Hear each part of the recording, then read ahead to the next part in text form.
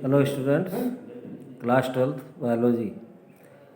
तो class 12th में हम लोग 2020 यानी 2020 का आंसर सॉल्व कर रहे थे।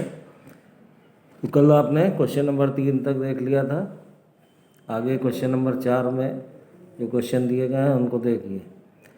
तो 4 में जो पहला सेगमेंट दिया गया है, a describe some method to assist infertile couple to have childrens, यानी निसंतान दंपतियों को संतान प्राप्त करने के लिए क्या विधियां उपयोग में लाई जाती हैं, इसका एक उल्लेख करना है।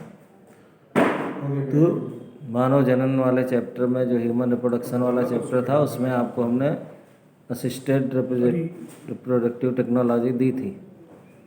तो वो आपकी कॉपी में लिखी हुई भी है, आप वहीं से उन मेथड को देख करके आंसर में यूज कर सकते हैं। फिर बी वाला पार्ट दिया गया, what is apomixis and what is it's importance.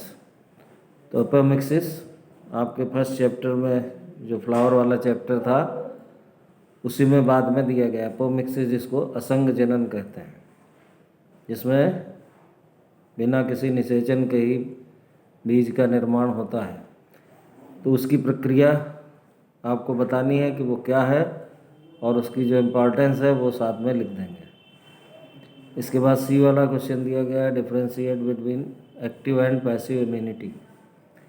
Active and passive immunity यानी सक्रिय और निष्क्रिय प्रतिरक्षा, इन दोनों के बीच में डिफरेंस आपको देना है।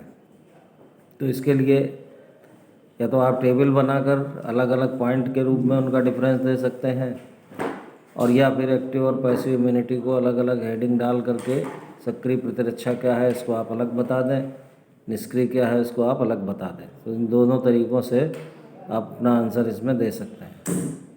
इसके बाद डी वाला जो पार्ट है, डिफाइन एडेप्टिव रेडिएशन, इसको आप काट दीजिए, ये आपके सिलेबस में अब नहीं है। और इसके बाद फिर 5th क्वेश्चन में आ जाइए।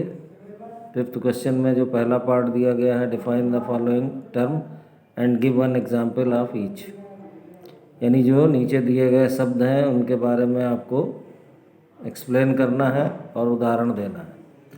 तो वो 2 शब्द दिए गए हैं, एक है पैरासिटिज्म यानी परजीविता, और दूसरा है म्यूचुअलिज्म यानी सहोपकारिता। तो दोनों ही आपकी कॉपी में हैं, एग्जाम्पल के साथ मौजूद हैं, तो आपको कोई दिक्कत नहीं है, आप अपनी कॉपी से देख करके ये उत्तर कर सकते हैं। फिर बी वाला पार्ट दिया गया है, describe xerarch association in brief, xerarch succession, इसको आप क्रॉस कर दें, ये आपके सिलेबस में अब नहीं है। फिर सी वाले पार्ट में आइए, why is offspring form by asexual reproduction, इसको भी आप काट दीजिए, ये भी अब आपके सिलेबस में नहीं है। इसके बाद डी वाले सेगमेंट में आ जाइए, what is gene therapy. Gene therapy यानी जीन चिकित्सा क्या है ये आपको बताना है। Describe it's procedure using the example of adenosine deaminase deficiency in human. तो इसमें जो आपको एक उदाहरण लिखवाया था, एडिनोसिन डीएमिनेज, जो एक 4 ईयर की गर्ल्स में ये प्रॉब्लम हुई थी, तो उसकी जो जीन थेरेपी की गई थी वो भी आपकी कॉपी पे मौजूद है। तो आप कॉपी से सीधे देख करके लिख सकते हैं, यानी एक पहले तो आपको उसकी डेफिनीशन देनी है और फिर एडिनोसिन डीएमिनेज डिफिशियंसी को हम कैसे दूर करेंगे वो आपको बताना है। जिसमें आपने कॉपी में लिख रखा था कि उसकी बॉडी से लिम्फोसाइट सेल को निकालते हैं, फिर उनमें एडीए प्रोड्यूस करने वाला कॉपी डीएनए ऐड करते हैं और उसके बाद फिर उन सेल्स को उनकी बॉडी में ट्रांसफ़र करते हैं। तो इस तरह का जो मेथड आपने लिख रखा था उसी को यहाँ आपको एक्सप्लेन करना है। इसके बाद 6 क्वेश्चन में आ जाइए। 6 क्वेश्चन में ये सेगमेंट दिया गया है, what is colour blindness. Colour blindness यानी वर्णांधता क्या है ये आपको एक्सप्लेन करना है, यानी उसकी परिभाषा देनी है कि कलर ब्लाइंडनेस या वर्णांधता है क्या। और उसके बाद फिर उसी में एक प्रॉब्लम दी गई है, if A colour blind man marriage a normal women, what proportion of the son of this couple will have normal vision.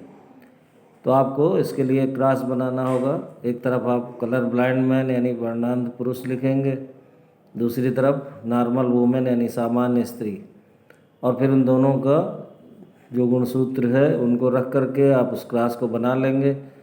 तो उसमें उसने पूछा है कि किस रेशियो में नॉर्मल विजन वाले सन होंगे।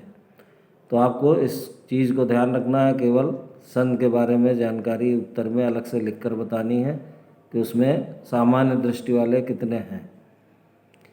इसके बाद बी वाले पार्ट में आ जाइए। How amplification of gene is interest is achieved by using polymerase chain reaction. तो पॉलीमरेज चेन रिएक्शन आपने पढ़ रखी थी, उसमें एम्प्लीफिकेशन ऑफ जीन यानी जीन की प्रतिलिपियाँ ज़्यादा मात्रा में कैसे बनाई जाती हैं, इसके बारे में आपको डिटेल बताना है। तो ये भी उत्तर आपकी कॉपी पे मौजूद है। फिर सी वाला सेगमेंट है, व्हाट इज़ बायोडाइवर्सिटी, यानी जैव विविधता क्या है। How does it differ from wildlife, वन्य जीवन से ये किस तरह भिन्न है। Why is biodiversity important for ecosystem functioning, और पारितंत्र की क्रिया के लिए जैव विविधता किस तरह महत्व रखती है। तो ये 3 अलग अलग बातें हैं, तीनों आप आराम से बता सकते हैं। इसके बाद इसमें भी जो लास्ट सेगमेंट है उसको देख लीजिए, draw simplified model of carbon cycle. इसको आप काट दीजिए, ये आपके सिलेबस में अब नहीं है। तो ये 4, 5, 6 ये 3 क्वेश्चन आपको हमने बता दिए हैं, इनको आप सॉल्व करें। फिर 7, 8, 9 जो आगे के 3 क्वेश्चन हैं वो आपको फिर कल बता देंगे। तो फिलहाल इनको आप सॉल्व करें, जहाँ दिक्कत हो आप बताएं। Thank you.